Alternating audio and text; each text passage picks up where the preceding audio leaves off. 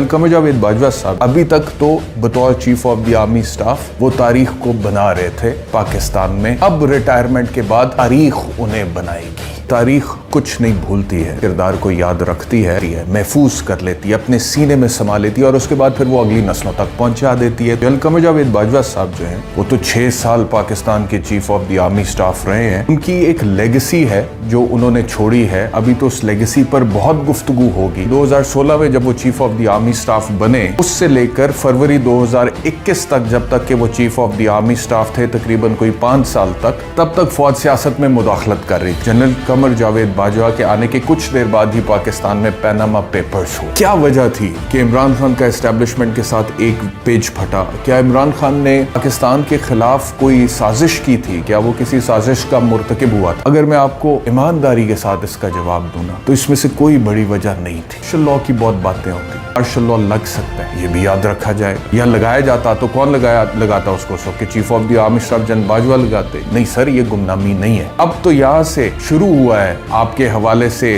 तारीख फैसला देगी, यहाँ से अब मामला शुरू होंगे। बिस्मिल्लाहिर्रहमानिर्रहीम। अस्सलाम वालेकुम नाज़रीन, आप देख रहे हैं barrister Ehtisham Amiruddin YouTube channel. General Qamar Javed Bajwa साहब ने कल रिटायरमेंट से पहले जो अपना आखिरी अलविदाई खिताब किया, उसमें उन्होंने कहा कि अनकरीब वो गुमनामी में चले जाएंगे। मैं उससे इत्तफाक हरगिज़ नहीं करता, क्योंकि तारीख़ कुछ नहीं भूलती है। तारीख़ के अपने कुछ असूल व कवानीन हैं जिसके मुताबिक वो हर किरदार को याद रखती है और उसका जो भी कॉल फेल होता है उसको रकम कर लेती है, महफूज कर लेती है, अपने सीने में समा लेती है और उसके बाद फिर वो अगली नस्लों तक पहुंचा देती है। तो जनरल कमर जावेद बाजवा साहब जो हैं वो तो 6 साल पाकिस्तान के chief of the army staff रहे हैं और उनके chief of the army staff होते हुए पाकिस्तान मुख्तलिफ अदवार में से गुजरा है और तकरीबन कोई 5 लोग वजारत उज़्मा की कुर्सी पर बराजमान रहे हैं, जिसमें से आखिरी अभी तक बैठे हुए मियाँ शहबाज शरीफ साहब। उनसे पहले जो 4 प्राइम मिनिस्टर्स थे वो अपने प्राइम मिनिस्टर की कुर्सी पर बैठे, जबकि chief of the army staff general Bajwa थे। तो उनकी एक लेगेसी है जो उन्होंने छोड़ी है। अभी तो उस लेगेसी पर बहुत गुफ्तगू होगी, अभी तो उस लेगेसी के हवाले से बहुत सारे टॉक शोज़ होंगे, बहुत ज़्यादा राय दी जाएगी, किताबें लिखी जाएंगी, सेमिनार्स होंगे और फिर जाके तारीख़ जो है जनरल कमर जावेद बाजवा का जो भी किरदार रहा है पाकिस्तान में बतौर chief of the army staff. और ख़ुद उन्होंने कहा अपने सेकंड लास्ट स्पीच में, ख़ुद उन्होंने बोला कि मैंने बड़ा सोचा कि फ़ौज पर तनकीद क्यों होती है पाकिस्तान में, तो मुझे समझ आया कि क्योंकि फ़ौज की सियासत में मुदाखलत है जो कि गैर आइनी है, लिहाजा अब इसको ख़त्म कर देना चाहिए अगर तनकीद को ख़त्म करना है। तो उनके बयान को बेस बनाते हुए उन्होंने एक कट ऑफ डेट दी ना कि फरवरी 2021 के बाद से फ़ौज ने सियासत में मुदाखलत नहीं की, यानी कि वो ये कह रहे थे कि 2016 में जब वो chief of the army staff बने, उससे लेकर फरवरी 2021 तक, जब तक कि वो chief of the army staff थे, तकरीबन कोई 5 साल तक, 4.5-5 साल तक, तब तक फ़ौज सियासत में मुदाखलत कर रही थी। उनके बयान का मतलब तो यही था। तो वो जो भी उनका किरदार था बतौर chief of the army staff या पाकिस्तान की सियासत में उनका जो भी किरदार था, उस पर अभी बहुत सारी गुफ्तगू होना बाकी है, उस पर बहुत सारी बहस होना बाकी है और उसके बाद जाकर जो भी उनका किरदार है उसके मुताबिक तारीख़ अपने असूलों कवानीन के मुताबिक उनकी लेगेसी को डिफ़ाइन करेगी और फिर उसको महफूज कर देगी और फिर वो अगली नस्लों तक पहुँचेगा। तो मेरा ख्याल है ये वहम करना बनता ही नहीं है कि वो गुमनामी में चले जाएंगे। वो मार्टिन लूथर किंग जूनियर ने बोला था कि we are not makers of history, we are made by history, यानी कि तारीख़ को हम नहीं बनाते हैं बल्कि तारीख़ हमें बनाती है। तो अभी तक तो बतौर chief of the army staff वो तारीख़ को बना रहे थे पाकिस्तान में। अब रिटायरमेंट के बाद तारीख़ उन्हें बनाएगी, अब तारीख़ उन्हें बनाएगी, बताएगी कि उनका किरदार क्या था, chief of the army staff के तौर पे उनके वाक़यात व मामलात क्या थे और पाकिस्तान की सियासत में उनका क्या रोल था। ये तारीख़ बताएगी, ये तारीख़ बनाएगी और फिर अगली नस्लों तक पहुंचाएगी। अब अगर मैं आपसे अर्ज़ करूं कि बाजवा साहब कोई मामूली इंसान तो थे नहीं। Chief of the army staff हमेशा से एक अहम ओहदा है पाकिस्तान में ख़ास तौर पे, और जितने भी chief of the army staff गुजरे हैं अगर आप देखें तो उनका जो भी रोल था वो बाकायदा तौर पर महफूज है, उसको डिफ़ाइन किया गया और उनके ऊपर बात भी बहुत ज़्यादा हुई है। अब जनरल अयूब खान से लेकर जनरल बाजवा तक आ जाए। अब बाजवा साहब की जो लेगेसी है वो क्या है? اس سے پہلے کہ میں اس کے اوپر آؤں، جو نئے chief of the army staff general Asim Munir ہیں، آئی مسٹ سے کہ ان کے لیے بہت زیادہ چیلنجز اب ہیں، ان سے ایکسپیکٹیشنز بھی بہت زیادہ ہیں اور ان کے لیے چیلنجز بھی بہت زیادہ ہیں۔ اس وقت پاکستان کی جو صورتحال ہے وہ بالکل بھی اچھی نہیں ہے، جو معاملات ہیں وہ بالکل بھی اچھے نہیں ہیں۔ جس طرح سے ایک ہر بندہ تقریباً بات کر رہا ہے، خلیج ہے پاکستانی قوم اور ادارے کے مابین کسی حد تک، جس سے انکار کیا نہیں جا سکتا۔ اس خلیج کو پر کرنے میں جنرل عاصم منیر کا کردار اب بہت اہم ہے، انہیں بہت بڑا کنٹریبیوشن اس کے اندر دینا پڑے گا، اور وہ کنٹریبیوشن کیا ہوگا یہ فیصلہ انہوں نے ہی کرنا ہے، اس کو کیسے ڈیل کرنا ہے یہ فیصلہ انہوں نے ہی کرنا ہے۔ لیکن اس وقت تک کی جو صورتحال ہے وہ یقینی طور پر اچھی نہیں ہے، اور جنرل باجوہ کوئی اچھے حالات میں جنرل عاصم منیر کو وہ سٹک ہینڈ اوور کر کے نہیں گئے ہیں۔ He has handed him over that stick with a lot of challenges, مطلب کہ جنرل عاصم منیر جو ہے، مائی بیسٹ وشز ٹو ہم کہ وہ ان چیلنجز کو فیس کریں، ان سے کوپ اپ کریں۔ آج کی خبر ہے کہ صدر پاکستان سے ان کی ملاقات بھی ہوئی ہے، جنرل عاصم منیر کی بھی، اور chairman joint chief of staff committee general Sahir Shamshad کی بھی۔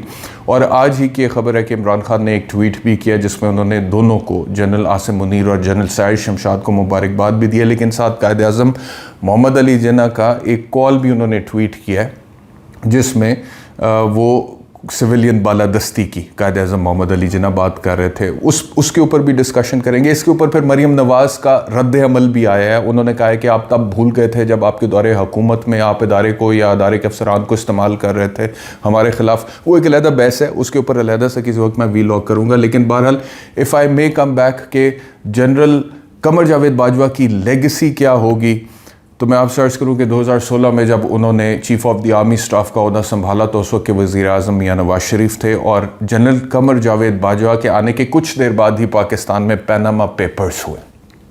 ان کے نتیجے میں سپریم کورٹ میں ایک پروسیڈنگ چلی، اس پروسیڈنگ میں اس وقت کے وزیر اعظم میاں نواز شریف صاحب نااہل ہو گئے۔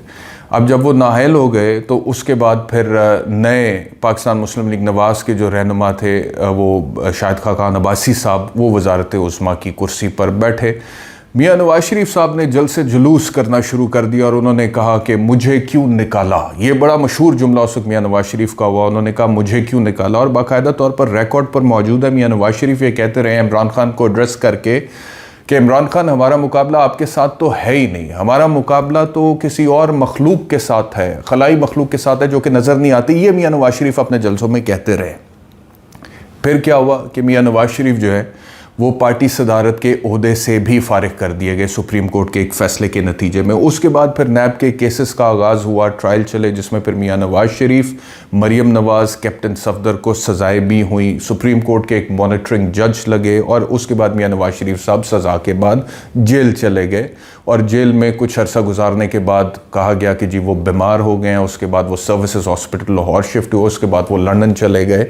تو یہ میاں نواز شریف صاحب کے ساتھ ہوا جنرل قمر جاوید باجوہ صاحب کی مدت ملازمت میں بطور chief of the army staff. اب یہ وہ وقت تھا کہ جب عمران خان کے ساتھ فوج کا ایک پیج، اسٹیبلشمنٹ کا ایک پیج سلامت تھا، اور عمران خان صاحب اور P T I general Qamar Javed Bajwa کی بہت زیادہ تعریف بھی کرتے تھے، جبکہ اپوزیشن کی جتنی بھی جماعتیں ہیں وہ یہ کہتی تھیں کہ یہ تو پرائم منسٹر سلیکٹ ہیں، وہ یہ کہتی تھیں کہ اس کو تو اسٹیبلشمنٹ آر ٹی ایس کو بٹھانے کے بعد لے کر آئی ہے، وہ یہ کہتی تھیں کہ یہ اس وجہ سے وزیر اعظم بنا ہے کیونکہ اسٹیبلشمنٹ نے باقاعدہ طور پہ اتحادیوں سے نوازا ہے عمران خان کو، وہ یہ کہتے تھے کہ عمران خان کے دور حکومت میں اپوزیشن کے ساتھ پولیٹیکل وکٹمائزیشن ہو رہی ہے، نیب کے کیسز بنائے جا رہے ہیں۔ یعنی کہ اب آپ دیکھیں کہ جنرل قمر جاوید باجوہ وہی آدمی ہیں، وہی شخص ہیں، لیکن ان کے ہوتے ہوئے پی ڈی ایم کی اس وقت کی جتنی بھی جماعتیں ہیں وہ تقریباً ساری یہ موقف اختیار کیے ہوئے تھیں کہ عمران خان کو اسٹیبلشمنٹ کی سپورٹ ہے جس کی وجہ سے وہ پرائم منسٹر ہے، اور ہمارے ساتھ یہ کچھ ہوا ہے جو بھی حالات میں نے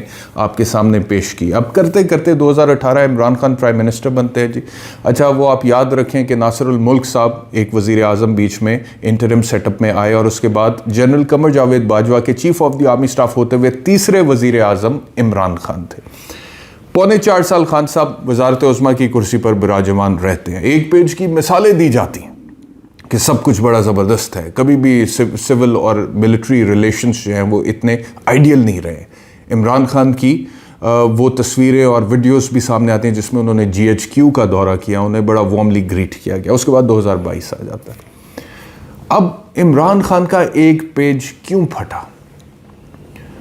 کیا وجہ تھی کہ عمران خان کا اسٹیبلشمنٹ کے ساتھ ایک پیج پھٹا؟ کیا عمران خان نے پاکستان کے خلاف کوئی سازش کی تھی؟ کیا وہ کسی سازش کا مرتکب ہوا تھا؟ کیا ملک کے حالات کوئی اچانک ایک دم ٹاپسی ٹروی ہو گئے تھے, یعنی کہ معاملات بہت بگڑ گئے تھے جس کی وجہ سے اسٹیبلشمنٹ کے ساتھ ایک پیج پھٹنا ضروری ہو گیا تھا, اور اسٹیبلشمنٹ کو پتہ لگ گیا تھا کہ عمران خان جو ہے وہ ملک کی سالمیت و سلامتی کے خلاف کوئی کام کر رہا ہے؟ یا کوئی اور ایسی بڑی وجہ تھی جس کی وجہ سے یہ پیج قائم نہیں رہ سکا؟ اگر میں آپ کو ایمانداری کے ساتھ اس کا جواب دوں نا, تو اس میں سے کوئی بڑی وجہ نہیں تھی. وجہ بڑی معمولی تھی, وجہ بڑی سمپل تھی, اور وجہ بہت چھوٹی تھی. اور وجہ میرے نزدیک انا کا تصادم تھا, ایگوز کی جنگ تھی. اور یہ معاملہ شروع ہوا اکتوبر 2021 میں, جب DGI کی تعیناتی کے حوالے سے عمران خان صاحب نے کچھ اس طرح کے سٹیپس لیے جو کہ اس وقت کے chief of the army staff اور اسٹیبلشمنٹ کو پسند نہیں آئے. تو اس کے بعد پھر وہاں سے فاصلے بڑھنا شروع ہو گئے. اب یہ کیوں ہوتا ہے پاکستان میں؟ اور کیا مطلب کہ اگر آپ کا کسی چیز پر اختلاف ہو ہی گیا ہے تو اس کے بعد پھر کیا لڑائی ہونا ضروری ہے؟ اور پھر جب لڑائی ہوتی ہے تو پھر جس کا جتنا وزن ہے, جس کے پاس جتنی طاقت ہے, اس نے اس کے مطابق زور لگانا ہے. اور جب ہاتھیوں کی لڑائی ہوتی ہے تو بیچ میں ستیہ ناش بیچارے گھاس کا ہو جاتا ہے. اور یہ پاکستان کے 22 کروڑ عوام جو ہے, میری نظر میں ان کا یہی حال ہوا ہے اس ساری صورتحال میں. یعنی کہ اوپر بڑے بڑے جو ہمارے ملک کے سٹیک ہولڈرز ہیں وہ لڑ رہے ہیں آپس میں, ان کے درمیان ایک کشمکش کی صورتحال ہے, ایک پاور سٹرگل ہے. اور نقصان کس کا ہو رہا ہے؟ نقصان پاکستان کی عوام کا ہو رہا ہے, کیونکہ وہ لوگ اگنور ہو رہے ہیں. کوئی پوچھنے والا نہیں ہو بھائی, آپ لوگ کرسیوں پر جا کے سب اس لیے براجمان ہوئے تھے کہ آپ لوگوں نے اصل میں ڈیلیور تو ان 22 کروڑ عوام کو کرنا تھا, ان کے حقوق کو آپ نے انشور کرنا تھا. لیکن وہ تو کہیں بہت پیچھے رہ گئے. سب سے پہلے آپس کی انا کی جنگ جو ہے اس کو تو لڑ لیا جائے. یہ پاکستان میں بدقسمتی سے 75 سال میں ہوتا رہا. بہرحال 2022 آتا ہے, ایک پیج پھٹ جاتا ہے. اب ایک پیج پھٹنے کے بعد عمران خان کے خلاف تحریک عدم اعتماد آتی ہے. جنرل باجوہ کی لیگیسی پہ میں آپ سے بات کر رہا ہوں. I am just reporting the fact. دیکھیں, میں تو ایک ہسٹورین کی طرح, ایک مورخ کی طرح تمام باتیں آپ کے سامنے رکھ رہا ہوں. اس سے کوئی انکار نہیں کر سکتا کہ یہ کچھ ہوا ہے, مطلب کہ یہ ساری باتیں ہیں. تو جب یہ کچھ ہوا ہے, اتنا کچھ ہوا ہے, تو گمنامی کا تو سوال ہی پیدا نہیں ہوتا. 2022 میں ایک پیج پھٹتا ہے, تحریک عدم اعتماد آتی ہے, اتحادی ٹوٹتے ہیں, اراکین منحرف ہوتے ہیں, عدم اعتماد کامیاب ہو جاتی ہے. عمران خان سڑکوں پر نکل جاتے ہیں, جلد سے جلوس کرنا شروع ہو جاتے ہیں. وہ کہتے ہیں بیرونی سازش کے نتیجے میں مجھے نکالا گیا, اور اس میں کچھ اندرونی سہولت کار بھی موجود تھے. اس کے بعد ان کی بیرونی سازش کا بیانیہ عوام میں بکنا شروع ہو جاتا ہے. وہ مقبول ہوتے چلے جاتے ہیں, اور جب وہ مقبول ہوتے چلے جاتے ہیں تو اسٹیبلشمنٹ کی طرف سے اور اس وقت کی حکومت کی طرف سے رد عمل آتا ہے, اور وہ کہتے ہیں کہ غلط کہہ رہے ہیں, ایسی کوئی بات نہیں ہے. اور عمران خان جو کہ چاہتے ہیں کہ فوری طور پہ جلدی انتخابات ہو جائیں, ان کی جب ڈیمانڈ پوری نہیں ہوتی ہے تو ان کے بیانیے میں سختی آتی چلی جاتی ہے. سو مچ سو کہ اس کے بعد پھر بھرے جلسوں میں, جلوسوں میں بہت سخت جو ہے ٹرمز, اصطلاحات ان کا استعمال ہوتا ہے. میر جعفر, میر صادق کی بات ہوتی ہے, غداری کی بات ہوتی ہے, اور نیوٹرل کو جانور سے تشبیہ دی جاتی ہے. یہ ہوتا ہے. جب یہ ہوتا ہے اور عمران خان جب یہ اپنا ایک موقف اختیار کر لیتے ہیں سخت, اور پھر ڈٹ جاتے ہیں, اور پھر عوام کی سپورٹ بھی ان کے ساتھ ہوتی ہے, تو پھر کیا ہونا شروع ہوتا ہے رد عمل میں؟ یہ ہونا شروع ہوتا ہے کہ عمران خان پر FIRs کا اندراج ہونا شروع ہو جاتا ہے. عمران خان جب کسٹوڈیل ٹارچر کے خلاف بات کرتا ہے تو اس پر دہشت گردی کی FIR ہو جاتی ہے, توہین عدالت لگ جاتی ہے. ایک مقدمے سے نکلتا ہے, دوسرے مقدمے میں پھنس جاتا ہے. تقریباً بقول میرے خیال میں پاکستان تحریک انصاف والوں کے عمران خان پر 20 سے زائد FIRs درج ہوتی ہیں.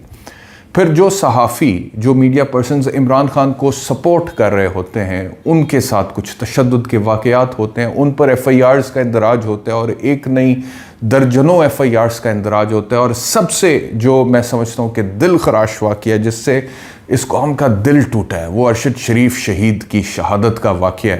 اور وہ جن حالات میں یہاں سے جاتے ہیں اس کا ذکر میں پہلے بھی کئی دفعہ اپنے پروگرامز میں کر چکا ہوں. وہ عمران خان صاحب کو بڑا سپورٹ کر رہے تھے ارشد شریف صاحب, ان کے اوپر ایف آئی آرز ہوتی ہیں اور تقریباً 15-16 ایف آئی آرز ہوتی ہیں. اور 15-16 ایف آئی آرز کے اندراج کے بعد کیونکہ کچھ واقعات ایسے اس وقت تک سامنے آ چکے ہوتے ہیں کہ جن لوگوں کو پکڑا گیا ان کے اوپر کسٹوڈیل ٹارچر ہوا ہے, تو ارشد صاحب جو ہے وہ ملک سے چلے جاتے ہیں, وہ دبئی چلے جاتے ہیں, دبئی کے بعد کینیا چلے جاتے ہیں. وہاں پہ پھر مشکوک حالات میں ایک واردات ہوتی ہے جس میں وہ قتل ہوتے ہیں. تو ایک یہ پورا ایک میں سمجھتا ہوں کہ سیاہ دور جس میں زبابندی, تالا بندی, سینسرشپ, یہ ساری چیزیں جو آتی ہیں اس کو بھولا نہیں جا سکتا. یہ مطلب کہ یہ تاریخ کی کتابوں میں جائے گا. آپ مجھے یہ بتائیں, ضیاء الحق صاحب اپنے زمانے میں ملٹری ڈکٹیٹر تھے. یہ تو ابھی ہم ہائیبرڈ رجیم کی بات کرتے ہیں نا, اور تقریباً سبھی کا اتفاق ہے اس کے اوپر کہ یہ ہائیبرڈ رجیم تھا جس میں مطلب کہ سویلین گورنمنٹ اور ملٹری لیڈرشپ مل کے جو ہے وہ ملک کو چلا رہے تھے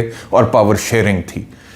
اب اس میں غلطی کیا صرف ملٹری لیڈرشپ کی ہے؟ میں سمجھتا ہوں نہیں, سویلین گورنمنٹ اور ہمارے پولیٹیشنز بھی اس میں اتنے ہی ذمہ دار ہیں. لیکن پرابلم یہ ہے کہ وہ جب خود مستفید ہو رہے ہوتے ہیں تب انہیں یہ برا نہیں لگتا, لیکن جب وہ خود اپوزیشن میں جا کر بیٹھنا پڑ جاتا ہے پھر انہیں یہ بہت برا لگتا ہے. پھر انہیں آئین یاد آ جاتا ہے, قانون یاد آ جاتا ہے, پھر انہیں کانسٹیٹیوشن یاد آ جاتا ہے اور پھر وہ اس حساب سے باتیں کرتے ہیں. لیکن بہرحال میں آپ سے عرض یہ کر رہا تھا کہ جس طرح جنرل ضیاء الحق کے دور حکومت میں آج تک مثالیں دی جاتی ہیں کہ صحافیوں کو کوڑے پڑے تھے اور یہ آج تک یاد کیا جاتا ہے, اسی طرح ارشد شریف کا واقعہ ہمیشہ یاد رکھا جائے گا, کبھی نہیں بھولا جا سکے گا. اس کے حوالے دیے جائیں گے. جو کچھ پی ڈی ایم کے دور حکومت میں جب general Qamar Javed Bajwa chief of the army staff تھے اور پھر پی ڈی ایم کی حکومت کا اور اسٹیبلشمنٹ کا ایک پیج قائم تھا اور عمران خان کا پیج پھٹ چکا تھا اور وہ اپوزیشن میں جا چکے تھے اور وہ لانگ مارچ کر رہے تھے, یہ یاد رکھا جائے گا کہ اس ٹائم پر عمران خان پر قاتلانہ حملہ ہوا تھا جس کے نتیجے میں گولیاں چلی تھیں, جس کے نتیجے میں ان کی ٹانگوں پر گولیاں لگی اور وہ زخمی ہوئے تھے. یہ یاد رکھا جائے گا کہ پاکستان ایک ایسا ملک بن گیا تھا کہ وہاں پر احتجاج کرنا ایسی تھا کہ آپ نے اپنی جان کا رسک لینا ہے. اس کے بغیر پاسبل نہیں ہے لانگ مارچ کرنا, اس کے بغیر پاسبل نہیں ہے لاہور سے اسلام آباد پہنچنا. جان کا رسک لینا ضروری ہے بھائی. اور چاہے پھر آپ عمران خان کے اسٹیچر کے آدمی ہی کیوں نہ ہوں, جس کا انٹرنیشنل لیول پہ ایک اسٹیچر شروع سے ہی رہا ہے بطور سپورٹس مین, اس کے بعد فلنتھروپسٹ کے طور پہ اور اس کے بعد ایک پولیٹیشن کے طور پہ, گولیاں آپ پہ بھی چل سکتی ہیں, آپ کو بھی لگ سکتی ہیں اور پھر آپ کی قسمت ہے کہ آپ بچ جاتے ہیں یا آپ سروائیو نہیں کر پاتے ہیں. تو یہ ساری چیزیں یاد رکھی جائیں گی. اس لیگیسی کو کوئی نہیں بھلا سکتا. تو یہ جو معاملات ہیں یہ سارے ہوئے اور اس کے بعد ان حالات میں جنرل قمر جاوید باجوہ کی مدت ملازمت جو ہے وہ تقریباً پوری ہو جاتی ہے. اور اس سے پہلے کہ وہ اپنی سٹک جو ہے chief of the army staff کی ہینڈ اوور کرتے ہیں عاصم منیر صاحب کو, مارشل لاء کی بہت باتیں ہوتی ہیں کہ مارشل لاء لگ سکتا ہے. یہ بھی یاد رکھا جائے گا کہ مارشل لاء لگ سکتا ہے. اور اگر مارشل لاء لگ سکتا تھا یا لگایا جاتا تو کون لگاتا اس کو کہ chief of the army staff general Bajwa لگاتے. یہ یاد رکھا جائے گا کہ اگر نہیں لگا تو کیوں نہیں لگا, اور نہ لگانے میں کس کا کردار ہے. کیا اس وقت جو دیگر سٹیک ہولڈرز تھے کیا وہ آن بورڈ تھے مارشل لاء کے حوالے سے کہ جی ملک میں مارشل لاء لگا دیں, اور اگر نہیں تھے تو وہ کون لوگ تھے, ان کا بھی کردار یاد رکھا جائے گا. تو بھائی تاریخ کچھ نہیں بھولتی ہے, تاریخ سب یاد رکھتی ہے. اسی لیے جنرل قمر جاوید باجوہ ریٹائرمنٹ کے بعد شاید انہیں یہ لگے, کیونکہ وہ جتنے بڑے عہدے پر تھے, جتنی طاقت ان کے پاس تھی, جتنا اقتدار انہوں نے دیکھا ہے. میں آپ سے عرض کروں کہ ایک دفعہ میں پنڈی چکلالہ گیریزن سے نکلا اور اتفاق یہ ہوا کہ اس وقت موومنٹ ہو رہی تھی chief of the army staff general Qamar Javed Bajwa تھے اس ٹائم پر ان کی, تو ساری ٹریفک روک دی گئی. اتفاق سے میری گاڑی جو ہے وہ سم ہاؤ الاؤ ہو گئی اور میں سڑک پر چل پڑا. اب خالی سڑک ہے, میں جا رہا ہوں اور میرے پیچھے کیولکیڈ آ رہا تھا جنرل قمر جاوید باجوہ کا, لیکن کافی فاصلے سے, کافی فاصلے سے، یعنی کہ مجھے بھی وہ نظر نہیں آ رہا تھا ان کا کیولکیڈ اس ٹائم پر، لیکن جو سیکیورٹی میں نے دیکھی جو کہ جسٹیفائڈ بھی ہے، ملک دہشت گردی کی جنگ میں سے نکلے اور chief of the army staff کی سیکیورٹی ہونا اور اس کو یقینی بنانا بہت ضروری ہے، لیکن جو سیکیورٹی میں نے دیکھی اور جس طرح چپے چپے پر میں نے فوج کے جوانوں کو اسلحے سے لیس اپنے چیف کی سیکیورٹی کو یقینی بناتے ہوئے دیکھا، اور پنڈی سے اسلام آباد کا وہ تمام سفر میں نے دیکھا، اور پھر ایک موومنٹ پر آ کر میری گاڑی کو بھی روک دیا گیا اور میں سائڈ پر کھڑا ہو گیا، اور پھر میں نے دیکھا جنرل باجوہ کا کیولکیڈ جا رہا ہے. It was grand. اور وہ جو سیکیورٹی تھی اور وہ جو واقعات اور معاملات اور جس طرح وہ گئے تھے، تو وہ سب میں نے دیکھا. تو اب وہ باجوہ صاحب کے پاس نہیں رہے گا. ریٹائرمنٹ کے بعد آف کورس میں ابھی بھی سمجھتا ہوں کہ وہ بالکل ایک عام پاکستانی کے لیول پر تو نہیں آئیں گے اور آ نہیں سکتے ہیں، لیکن وہ والی سیکیورٹی، وہ پروٹوکول اب جنرل باجوہ کے پاس نہیں رہے گا. تو شاید اس وجہ سے ان کو لگ رہا ہے کہ ان قریب وہ گمنامی میں چلے جائیں گے. ایسا بالکل بھی نہیں ہے. ہاں، وہ سیکیورٹی نہیں ہوگی، وہ پروٹوکول نہیں ہوگا، وہ اتھارٹی نہیں ہوگی، وہ پاور نہیں ہوگی، وہ طاقت نہیں ہوگی جو ایک chief of the army staff کے طور پر جنرل باجوہ نے انجوائے کی ہے، لیکن گمنامی بھی نہیں ہوگی. تو لیکن کیونکہ شاید انہیں لگ رہا ہے کہ اب وہ ختم ہو گیا معاملہ chief of the army staff کا، میرے پاس وہ طاقت نہیں ہے تو یہ گمنامی ہے. نہیں سر، یہ گمنامی نہیں ہے. اب تو یہاں سے شروع ہوا ہے آپ کے حوالے سے تاریخ، جو آپ کے حوالے سے جو بھی فیصلہ دے گی، یہاں سے اب معاملات شروع ہوں گے اور آگے جائیں گے، اور اس کے بعد پھر تاریخ فیصلہ کرے گی. تو آج کے ویلاگ میں اتنا ہی. آپ سب کا بہت شکریہ. اپنا خیال رکھیے. اللہ حافظ.